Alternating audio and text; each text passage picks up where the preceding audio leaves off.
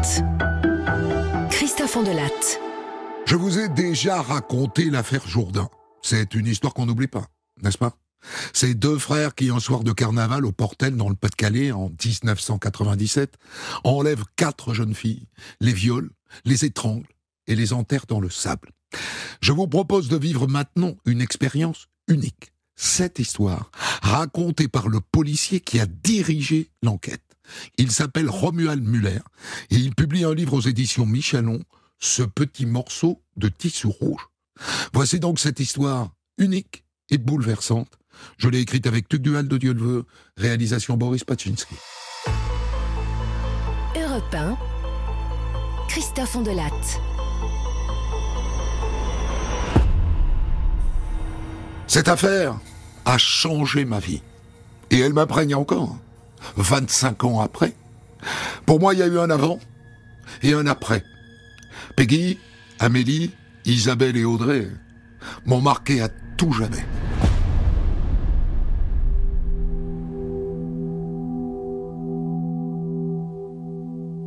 Je me souviens comme si c'était hier de mon premier contact avec elle.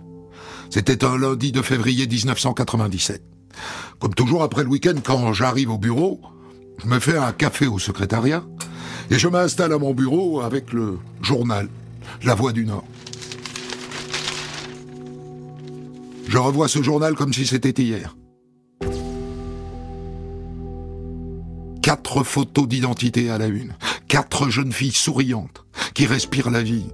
2 fois 2 sœurs. 2 jeunes majeurs et 2 mineurs. Le journal dit qu'elles ont disparu. Et moi je me dis, c'est une fugue. Enlever 4 personnes en même temps, c'est inconcevable.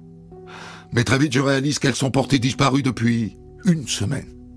C'est long pour une fugue.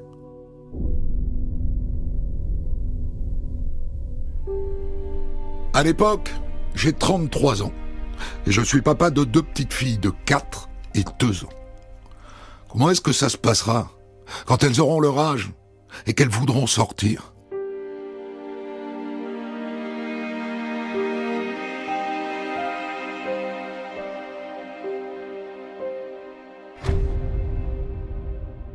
Une heure plus tard, je suis dans le bureau du directeur.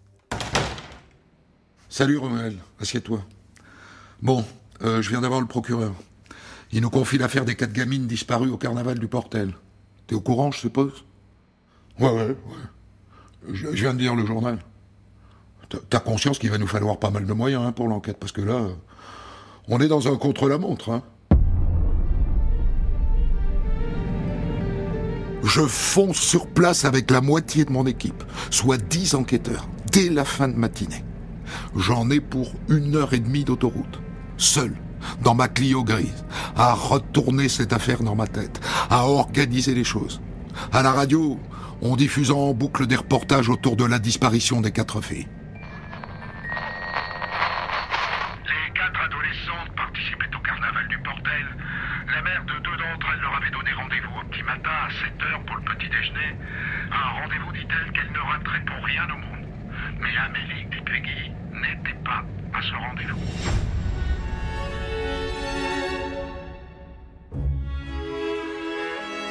Moi, pendant ce temps-là, mon cerveau est en ébullition.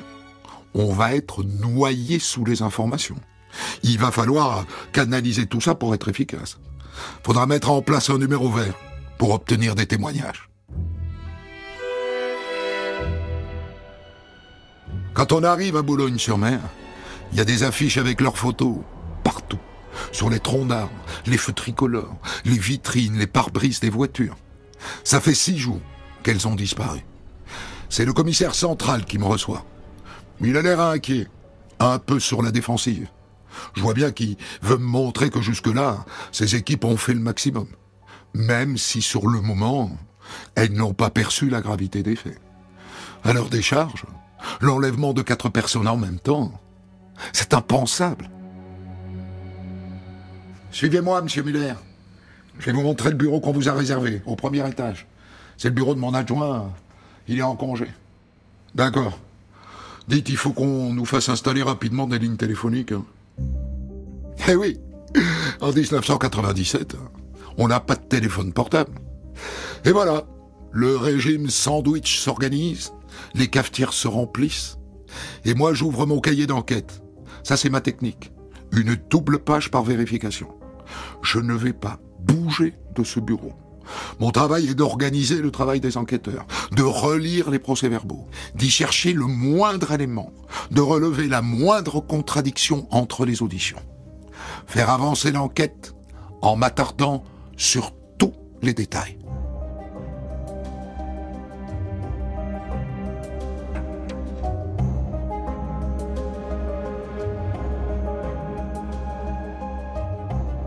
Quelques heures plus tard, premier brief avec mes équipes. Ça fait 3 ans que je dirige la brigade criminelle. Je les connais bien. Le courant passe. Dis-moi, est-ce que quelqu'un a la procédure initiale là? Tu peux me la passer, s'il te plaît? Elle n'apporte pas grand-chose. Mais il y a dedans la description très précise des costumes, des déguisements que les 4 filles portaient ce soir de carnaval. Amélie était en Pierrot, Isabelle en indienne, Peggy en marquise et Audrey en mousquetaire, rouge. Bon, toi, vous allez dans le secteur à la recherche de témoignages. Vous allez perquisitionner la chambre des 4 gamines. Et vous en profitez pour prendre leur brosse à dents et leur brosse à cheveux pour relever l'ADN, ok? Par ailleurs, il faut explorer la piste des petits copains. Faut savoir si elles en avaient un.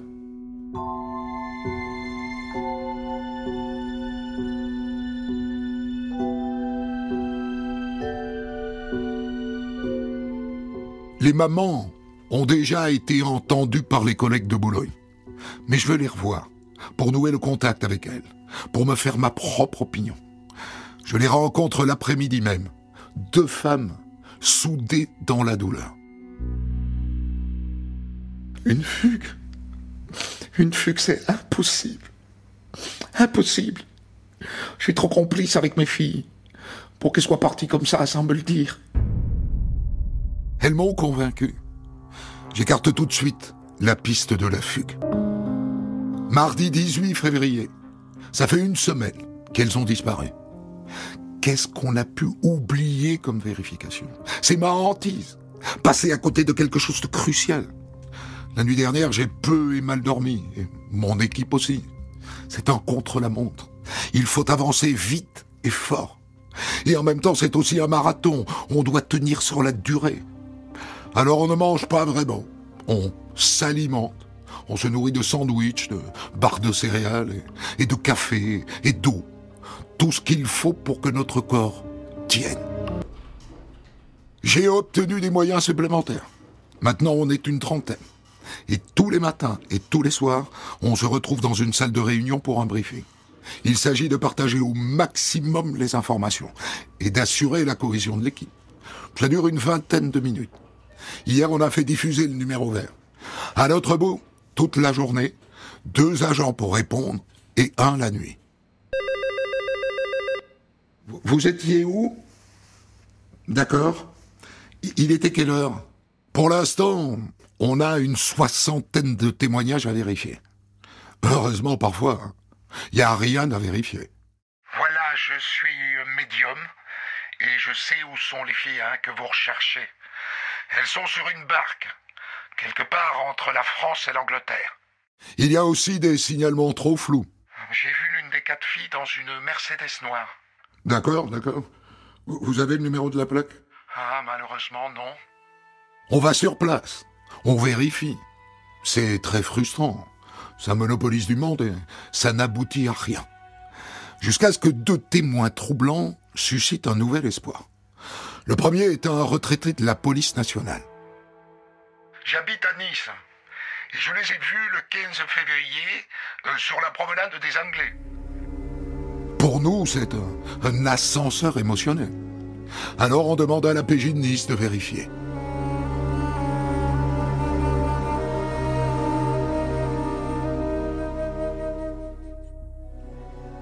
Un 2e signalement nous vient du commissariat d'Hénin-Beaumont dans le Pas-de-Calais.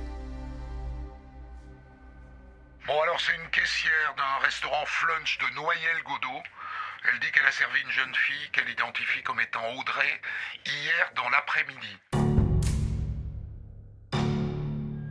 Alors on va au restaurant, on prend la liste des cartes bancaires utilisées hier, et comme ça on remonte jusqu'à une femme qui confirme les propos de la caissière. Pour la première fois, on a un témoignage confirmé par une deuxième personne. C'est une vraie lueur d'espoir. Du coup, le soir même, lors d'une conférence de presse dans son bureau, le procureur s'emballe un peu. Disons que des indications plus favorables laissent penser qu'il ne leur est pas arrivé malheur. Et cette hypothèse est reprise en boucle par la presse. Dans l'entourage des 4 filles, personne. En parallèle, les proches des 4 gamines ont collé des affichettes partout sur la côte. Et c'est à la suite de ça qu'une rumeur commence à circuler. Bon, j'ai eu plusieurs témoignages qui évoquent un fourgon blanc avec des rayures vertes sur le côté. Il a été vu ce soir-là au Portel. Et on a des morceaux d'immatriculation, tu notes 75-95 ou 73-83, MJ, et après on ne sait pas, ou NJ. On fait des recherches en croisant toutes les combinaisons. Ça ne donne rien. Dans la foulée, je reçois un appel de la gendarmerie d'Étaples-sur-Mer. Dites-moi, nous avons reçu l'appel anonyme malheureusement d'un homme qui dit avoir remarqué des mouvements suspects d'un fourgon J5 blanc avec des rayures vertes sur le côté. On a l'immatriculation 75-54 PN 59. Il nous dit qu'au volant il y avait un homme corpulent avec une moustache. On vérifie. L'immatriculation correspond bien à un fourgon. Il appartient à un certain René, qui n'est ni corpulent, ni moustachu. Oh, mon camion, je l'ai vendu il y a 5 mois à un gars de Dan. Le gars, il s'appelait Jean-Pierre, je crois. Lequel Jean-Pierre nous dit qu'il a revendu le fourgon. Je l'ai revendu à un gars de dame, là. Jean-Michel Jourdain, qui s'appelle. On de la raconte, la suite de votre récit. On a un nom et un prénom. Alors on le passe au fichier. Le pédigré du gars fait froid dans le dos. Attentat à la pudeur. Coups et blessures sur son père. Et surtout, une condamnation en 86 à 15 ans de prison pour viol, suivi de meurtre. Une gamine de 18 ans qu'il a étranglée à mort avec un lacet sur la plage. Il est sorti de prison il y a moins de 2 ans. On m'envoie son dossier par fax. Je vois son visage pour la première fois. Son visage très dur, qui fait penser à une brute épaisse. Et son regard, arrogant. Bon, alors ce Jean-Michel Jourdain a un frère, Jean-Louis. Même profil, avec une condamnation à 10 ans en 88 pour avoir violé et étranglé une femme avant de la laisser pour morte. Il a été libéré il y a 2 ans. Il y a un 3e frère, Jean-Luc, condamné pour attentat à la pudeur pour des faits commis avec son frère en 78. D'après les gendarmes d'Étaples, ce sont des ferrailleurs qui vivent dans un taudis avec un sol en terre battue. On les connaît bien, On intervient souvent chez eux, Une fois, on a voulu interpeller Jean-Michel Jourdain, vous savez ce qu'il a fait? Non, allez-y. Eh bien, il a sauté dans la fosse à purin pour se cacher, avec une paille pour respirer.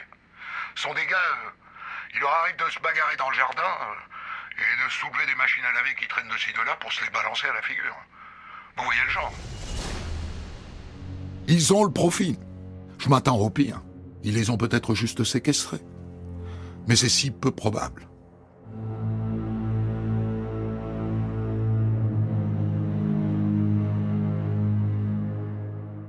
Maintenant, il faut trouver un juste équilibre entre vitesse et organisation.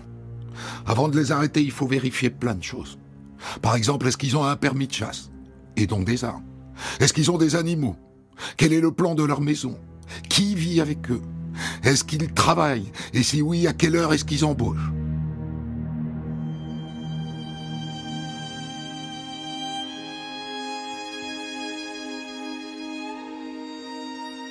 Cette nuit, je ne suis pas rentré chez moi. J'ai pris une chambre à l'hôtel tout près du commissariat, mais j'ai mal dormi. Faut dire que j'ai laissé ma radio allumée sur ma table de nuit à l'écoute des moindres mouvements de mes équipes. Et là, je viens de me lever. Il est 4h30 du matin. L'interpellation des frères Jourdain est prévue à 7h. J'aurais pu aller à Dan pour participer à l'arrestation de Jean-Luc Jourdain. Mais Jean-Michel semble être le plus dangereux. Et lui, il habite à Étaples. C'est là que j'ai choisi d'être ce matin, au moment où à 7h, les agents défoncent sa porte avec un bélier. On savait qu'il avait des chiens. Alors on est venu avec la brigade canine pour maîtriser ces deux molosses. Nos gars trouvent Jean-Michel au lit, avec sa femme. Et contre toute attente, Jean-Louis Jourdain est là aussi, avec sa femme, dans une deuxième chambre. Bon, messieurs, je vous indique à dater de cet instant, vous êtes placés en garde à vue pour enlèvement, détention, séquestration de 4 jeunes filles qui ont disparu le 11 février au carnaval du Portel.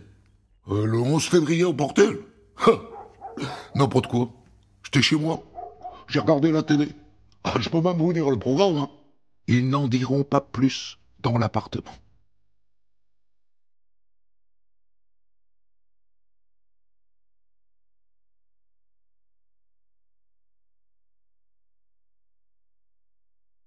Là-dessus, je file à Dan, où Jean-Luc Jourdain vient d'être interpellé à son tour. Le baraquement où il vit avec sa femme, ses 3 enfants et ses 2 parents, est un cloaque. On peut même pas parler d'une maison. Le sol en terre battue, une pièce à vivre, 3 chambres, et des chiens, des poules, du linge moisi sur le sol, pas de toilette, pas de salle de bain. La misère sociale. On est hors du temps. La juge d'instruction, Madame Vacogne, m'a demandé d'être informé en temps réel. Bon alors, Madame la juge, qu'est-ce qu'on fait avec le fourgon? Écoutez, je crois que pour l'instant, vous pouvez vous contenter de l'ouvrir. Faut regarder s'il n'y a rien dedans, mais bien sûr, vous rentrez pas. Le fourgon est vide, mais il y a des traces rougeâtres qui ressemblent à du sang.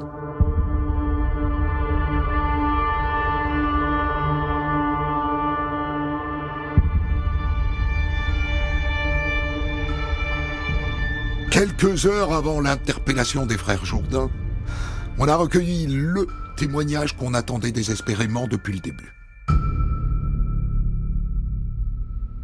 Bon voilà, moi et ma femme, on a vu le fourgon plusieurs fois le soir du 11, au carnaval. Il y avait 2 hommes dedans. Et franchement, on les a trouvés louches. Alors on les a suivis.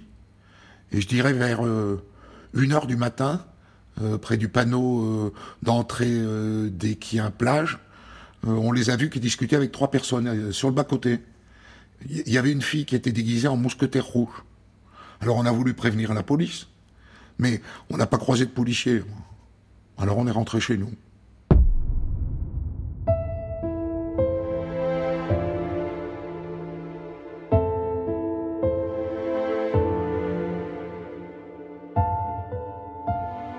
L'audition d'un criminel est un exercice très particulier.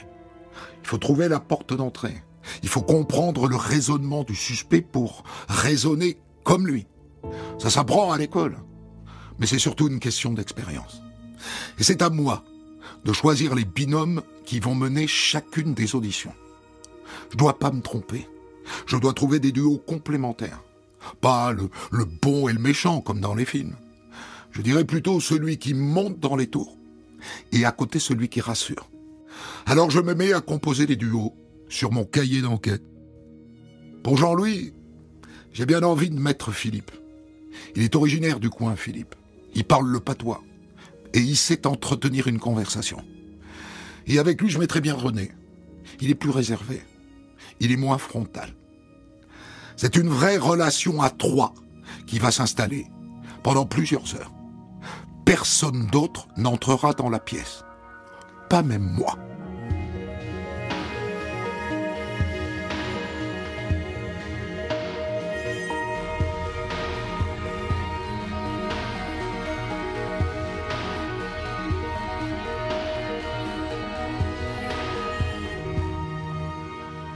Au début, il ne s'agit pas de discuter du fond de l'affaire, mais de comprendre qui ils sont. Bon, on ramasse la ferraille, quoi. Et puis aussi, moi j'ai un contrat emploi solidarité, comme ils disent. Raitable. Ils parlent de la famille, de leur père. Oh, le père, il est maçon. Il boit comme un trou. Oh, dès qu'il a un verre de trou, il cogne sur tout ce qui bouge. Au bout d'une demi-heure, mes hommes comprennent que Jean-Michel est un écorché vif, avec énormément de haine en lui. Il en veut à tout le monde. S'il en est là, c'est la faute à la société. On sent qu'il peut exploser à tout moment. Jean-Louis inspire moins de crainte. Il est sournois, avec un côté flegmatique, mais plus soumis.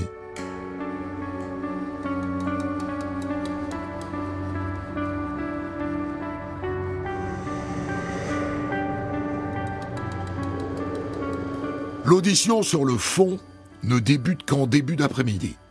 Question très simple. Qu'avez-vous fait le soir du 11 février ? Ils répètent qu'ils ont regardé la télé et ils récitent les programmes dans le détail. Et bien sûr, ils ne sont pas allés au carnaval. Bien, on va prendre votre ADN, ouvrez la bouche. Voilà. Bon, vous allez vous reposer un peu en cellule, hein. On se revoit tout à l'heure. Et on profite de cette pause pour faire un point tous ensemble. Moi, perso, je pense que Jean-Michel, on n'en tirera rien de rien. Moi, Jean-Louis, on a bien établi un contact quand même avec lui.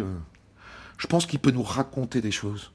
Ça se confirme dès la reprise de l'interrogatoire de Jean-Michel. Mais je leur ai rien fait, moi, ces femelles. Mais Jean-Louis fait un grand pas. Je reconnais. Je suis allé au carnaval avec mon frère. Il peut en dire beaucoup plus. On le sent. Mais il est fatigué. Alors qu'est-ce qu'on fait ? On continue ou on joue la carte du repos ? Il va recharger ses batteries, mais il y a un risque. Un risque qu'il ne parle plus demain. J'appelle la juge. Ouais, je pense que vous avez raison. Vous pouvez arrêter les auditions à 20h. Hein. Vous les reprendrez demain matin à la première heure. Quant à Jean-Louis, il refuse d'avancer dans sa version des faits. Alors René et Philippe tentent la proximité.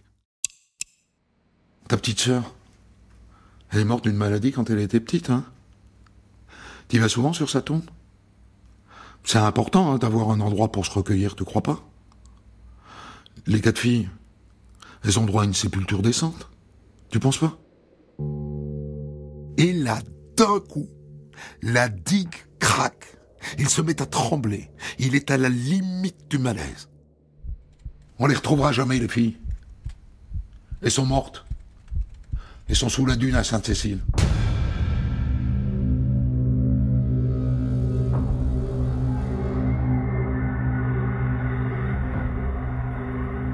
Il raconte. Il est allé au carnaval avec son frère. Ils ont bu des bières. Ils ont vu les 4 filles faire du stop. Ils se sont arrêtés. Elles sont montées à l'arrière. Et lui est passé derrière avec elles. Ils ont garé le camion et ils sont partis avec elles vers un blocos. Une fois dedans, Jean-Michel lui a demandé de surveiller les filles pendant que lui partait avec celle qui était déguisée en indienne. Et il est revenu pour en prendre une deuxième. Et ainsi de suite. Et après, Jean-Louis a rejoint son frère sur la dune. Elles étaient là, toutes les 4, mortes. Alors ils sont allés chercher une pelle et ils les ont enterrées. Il n'a pas parlé de viol, mais on n'a pas beaucoup de doutes. Il accepte de faire un dessin de l'endroit. Il est 13h. On touche au but.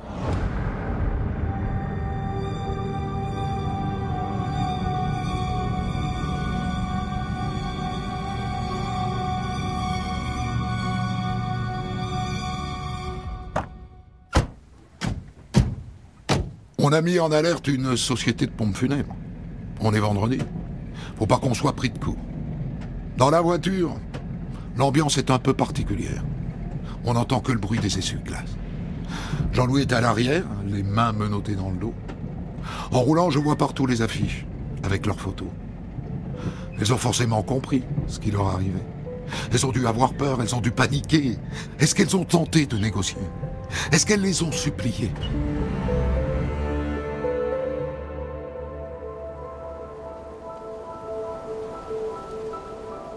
Une fois sur place, on fait sortir Jean-Louis de la voiture pour le suivre. Et là, je réalise que son scénario ne tient pas. Elles n'ont pas pu les suivre sur ce chemin de nuit, avec leur tenue de carnaval. C'est impossible. Et puis soudain, Jean-Louis nous dit « C'est là ». Alors les pompiers se mettent à creuser. Ils arrivent rapidement à 60 cm de profondeur, mais toujours rien. C'est là, je vous dis. Ils continuent de creuser. Et soudain apparaît un petit morceau de tissu rouge. Je me tourne vers Jean-Louis. Pour la première fois, il me regarde dans les yeux, comme pour me dire « Tu vois, je t'ai pas menti ». Disons qu'il affiche un peu d'humanité. Mais ça ne dure pas longtemps. Il baisse à nouveau la tête. Il observe la fosse. Il ne manifeste pas la moindre émotion, le moindre regret. J'ai l'impression d'avoir un monstre imperturbable en face de moi.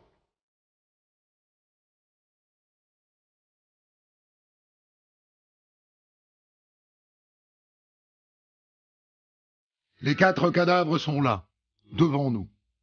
C'est difficile de mettre des mots sur ce que nous ressentons. On mène un combat intérieur, tous, pour ne pas se laisser submerger par l'émotion. Moi, j'ai beaucoup de mal à retenir mes larmes quand je revis cette scène.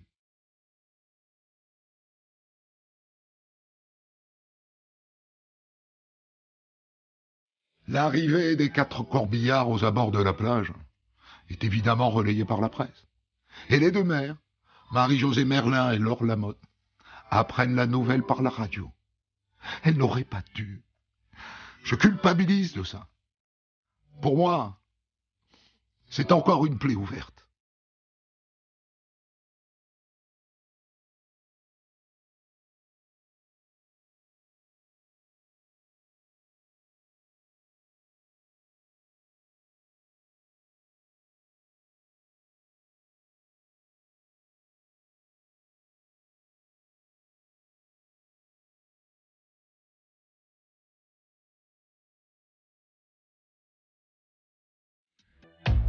Pour commenter son histoire du jour, Christophe Ondelat reçoit un invité, acteur direct de son récit. Je vous ai raconté la terrible affaire Jourdain à travers le regard passionnant de Romuald Muller, le patron de la Crime de Lille à l'époque, l'homme qui a dirigé cette enquête. Et c'est un récit que j'ai tiré de son livre qui paraît chez Michalon, Ce petit morceau de tissu rouge. Et c'est avec lui, naturellement, que je débriefe cette histoire. J'ai l'impression, Romuald Muller, que vous avez écrit ce livre sans forcément replonger dans le dossier. Juste avec vos souvenirs. On a l'impression qu'ils sont tellement ancrés dans votre tête.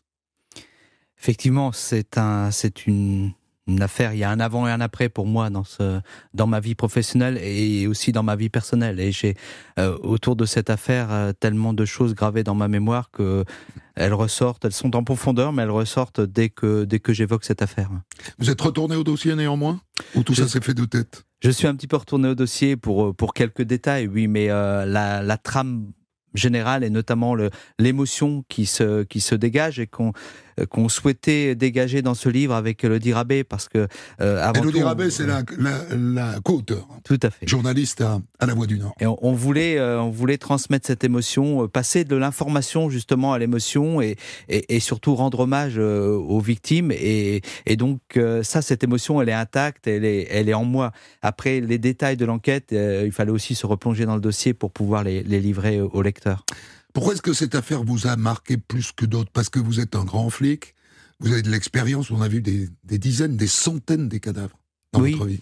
Je pense que, comme vous l'avez dit au début, 4 jeunes filles en même temps, c'est absolument incroyable. Et puis cette affaire est un peu un ascenseur émotionnel, parce que d'un côté, on vérifie, et c'est la thèse de l'espoir, on vérifie des endroits où on nous les signale. Donc on peut toujours espérer, et humainement, on espère forcément retrouver que ce soit une fin heureuse. Et dans le même temps, on retrace la soirée et on cherche le point de rupture, et on sent bien qu'il va se passer quelque chose et que forcément il y a eu une fin tragique. Donc on est un un peu schizophrène, et donc c'est assez difficile à gérer sur le plan humain. Une disparition, c'est très compliqué en fait comme enquête. Il y a une pression beaucoup plus forte, pas la pression des hommes, ça on sait gérer, la pression d'une hiérarchie, c'est notre métier, mais la pression des faits et l'envie de pouvoir. Il y a un défi quoi. Il y a un défi de court terme. De rendre hommage à la famille, de retrouver les corps, parce qu'on a vite compris quand on a vu les deux mamans, en tout cas dès le lundi après-midi, j'étais persuadé que elles n'avaient pas pu fuguer, ou ça aurait été une fugue de quelques heures, mais pas près d'une semaine. Les mamans, on sent qu'elles vous ont beaucoup touché aussi. Et là encore, vous avez vu des centaines de familles de victimes dans votre carrière. Marie-Josée Merlin et Laure Lamotte, elles sont décédées toutes les deux aujourd'hui. Oui, elles m'ont beaucoup touché parce que ce sont déjà des mamans qui étaient abîmées par la vie. Et les jeunes filles aussi avaient perdu quand même déjà un de leurs parents. Donc à 17 ans, 20 ans, c'est pas tout à fait la norme. Et j'ai senti, notamment chez Laure Lamotte, énormément un poids sur ses épaules et qu'on ressentait dans ses yeux, et un côté fusionnel avec ses filles qui faisait que lorsqu'elle vous dit non, elles n'ont pas pu fuguer, vous ne pouvez pas ne pas la croire. Il y a dans votre bouquin des tas d'infos passionnantes sur la manière dont vous travaillez. Des choses qui peuvent paraître accessoires, mais qui, moi, m'ont beaucoup intéressé. Alors, par exemple, vous parlez d'un régime sandwich-café qui s'instaure tout de suite. Donc, comme dans Maigret, vous n'allez pas au restaurant. Non, alors encore moins sur une affaire de disparition, parce que c'est une vraie course contre la montre, et dès que vous consacrez du temps à autre chose que l'enquête, vous avez le sentiment de ne pas faire votre devoir. Donc si on pouvait, on travaillerait aussi toute la nuit sans manger, avec une perfusion, sans dormir, parce que la disparition, chaque seconde compte. C'est pas comme une affaire d'homicide où vous découvrez un corps et vous démarrez, vous avez le temps, vous démarrez des constatations, vous mettez le temps qu'il faut sur les constatations et vous déroulez progressivement. Là, c'est vraiment une course contre la montre, et à la fois un 100 mètres et un marathon. Question technique misérable, mais on vous les paye ces sandwichs, ou ça vient de votre poche? Oui, non, c'est quand on est en déplacement, oui, on est défrayé. Vous racontez que vous dormez pas beaucoup, quelques heures seulement par nuit. Là encore, question misérable, vous avez des récup après ou pas, ou c'est un don complet de soi cette affaire?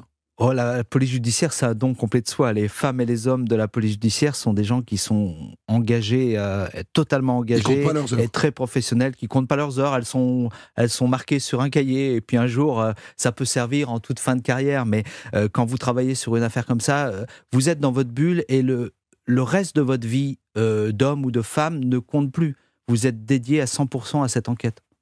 Alors vous recueillez des dizaines de témoignages, et moi ça m'a beaucoup intéressé, parce que il y a ces gens à Nice, enfin cet ancien policier quand même à Nice, qui dit qu'il les a vus sur la promenade des Anglais. Il y a cette femme qui les a vus chez Flunch. Il y a cette femme qui confirme qu'elle aussi les a vus chez Flunch, et tous ces gens se sont trompés. Ça veut dire quoi? Que les témoignages n'ont pas de valeur? Non, ça veut dire qu'il faut toujours prendre du recul sur tout témoignage visuel. Des preuves scientifiques apportent quelque chose de formel, mais des témoignages visuels...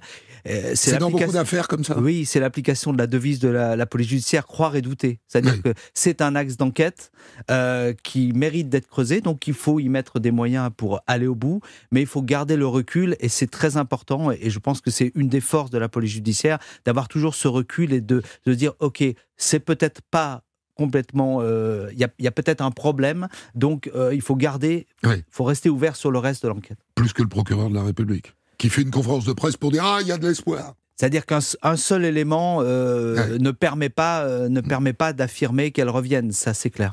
Ces témoins-là, ils font cette démarche sincèrement, ou il y a un côté « je me fais mousser ».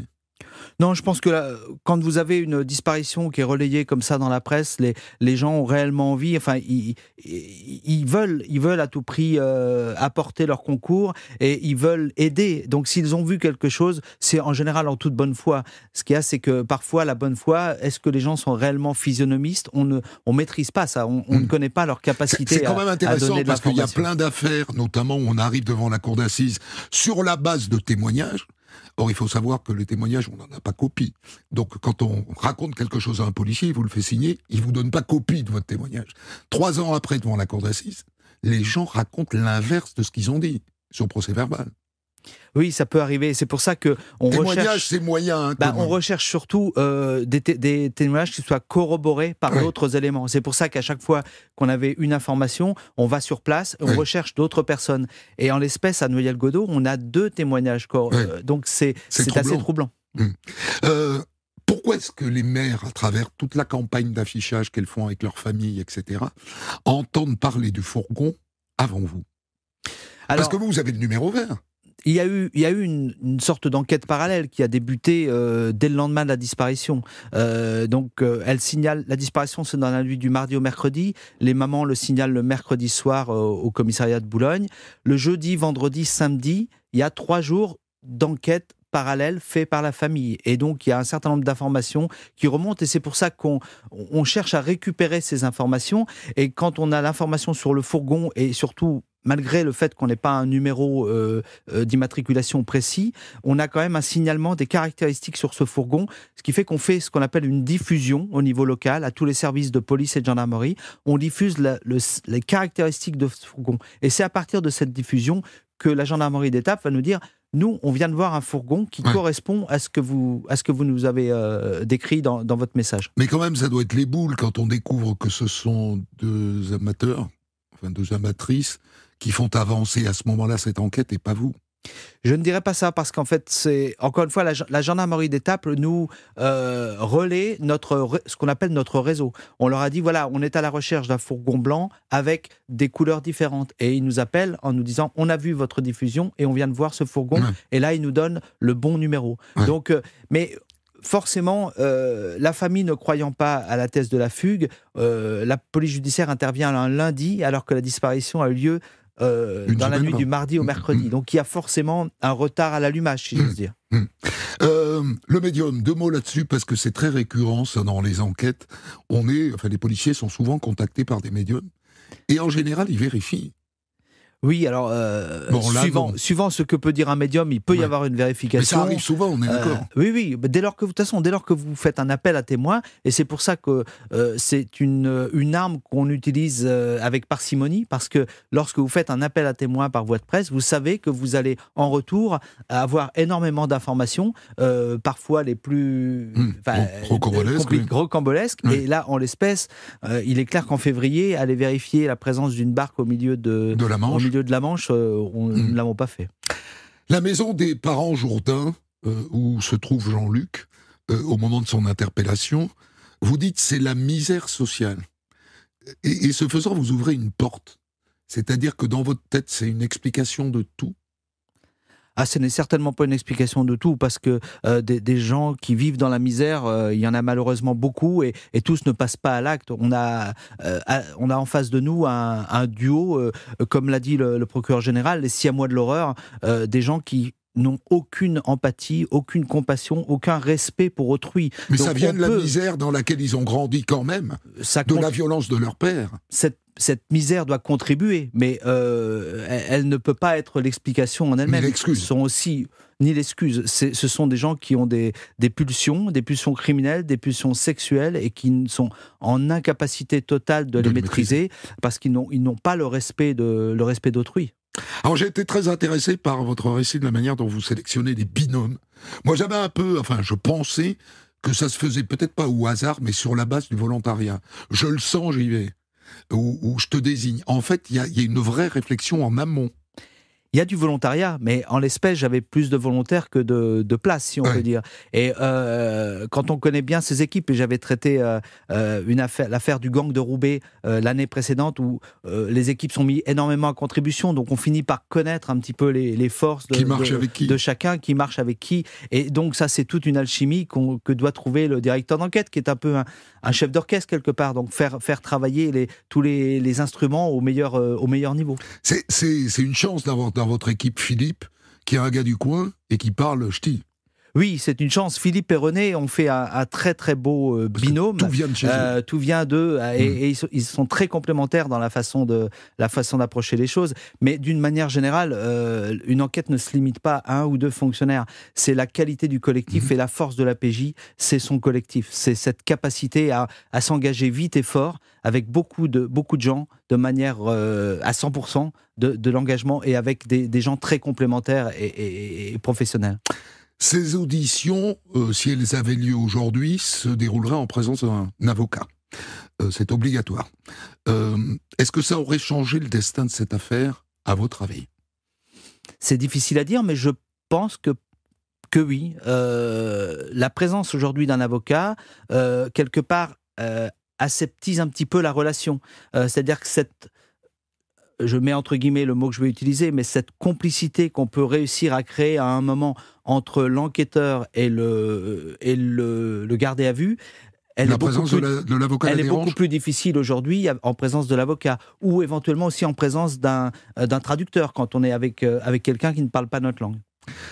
La question en garde à vue autour de sa sœur morte par maladie, dont on voit qu'elle est extrêmement futée comme question, puisque c'est celle-là qui va amener aux aveux de Jean-Louis.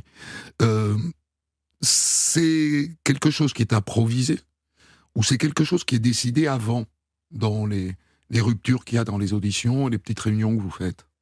Je crois surtout que le binôme d'enquêteurs, il a l'initiative. Et notamment, c'est René qui, à plusieurs reprises, parle régulièrement de sépulture. Il parle moins que Philippe dans l'échange avec Jean-Louis. Mais il répète régulièrement, il parle de sépulture. Puis petit à petit, il y vient. Et c'est toute la psychologie de l'enquêteur criminel d'être en capacité d'y aller doucement, d'approcher les choses et de passer du temps à échanger avec un gardé à vue. On est en 97 dans cette histoire. C'est une enquête qui déjà à l'époque est suivie par beaucoup de journalistes. On sent dans le jugement que vous portez sur le flash dans lequel il révèle en fait qu'on a retrouvé les 4 gamines et qui est la source d'information des mères. Elles l'apprennent par la radio. On sent que vous leur en voulez un peu, mais alors aujourd'hui, ça serait 10 fois ça, 100 fois ça. Aujourd'hui, vous auriez les chaînes d'infos continues, en live, en permanence, depuis la plage. Je peux pas dire que je leur en veux parce que avec les moyens qu'on avait à l'époque, les moyens technologiques, je ne vois pas comment j'aurais pu prévenir les 2 mamans. Elles étaient en voiture.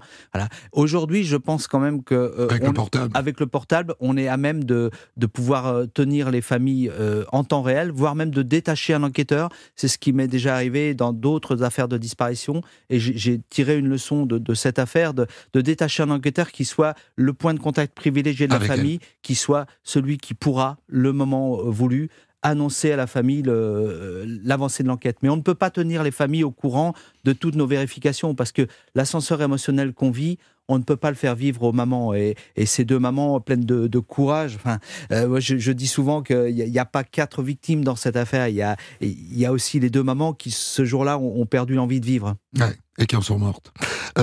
Alors vos filles, finalement, elles doivent avoir autour de 30 ans aujourd'hui, un peu plus, un peu moins. Elles ont autour de 30 ans, et 28 et 30. Oui. Vous les avez laissées sortir adolescentes ? Alors, c'est vrai que c'est une affaire où je me suis, peut-être l'affaire où je me suis transposé le plus. C'est-à-dire que dès que j'ai vu les 4 jeunes filles, j'ai tout de suite pensé à elles, notamment que mes 2 filles étaient 2 petites blondinettes. Et quand j'ai vu les photos de Peggy, Amélie, Audrey, Isabelle, il y avait 2 blondes. Et donc, je me suis dit, mais comment je me comporterai en tant que père dans une quinzaine d'années, quand elles seront en âge de sortir ? Je pense que j'ai été en surprotection. Mais je ne pouvais pas non plus les garder sous cloche. Elles vivent leur vie et je veux dire tout va bien, mais je suis sans doute un père extrêmement précautionneux et je m'interroge beaucoup sur ce qu'elles font, et même si aujourd'hui elles sont grandes, elles sont mères de famille pour l'une, donc. Voilà, je tiens à dire 2 choses au sujet de votre livre qui s'appelle Le petit morceau de tissu rouge, qui paraît chez Michalon, signé donc Romuald Muller avec Élodie Rabé. D'abord, c'est un livre passionnant et surtout, je n'en ai pas raconté le quart du 10e. Il y a tout un tas de choses, je me suis concentré sur le rôle de la police dans cette affaire-là. Il y a 1 milliard de choses alentour qui sont passionnantes à lire et j'invite vraiment nos auditeurs à acheter et à lire ce livre. Merci beaucoup Romuald Muller. Merci à vous. Des centaines d'histoires disponibles sur vos plateformes d'écoute et sur europe1.fr.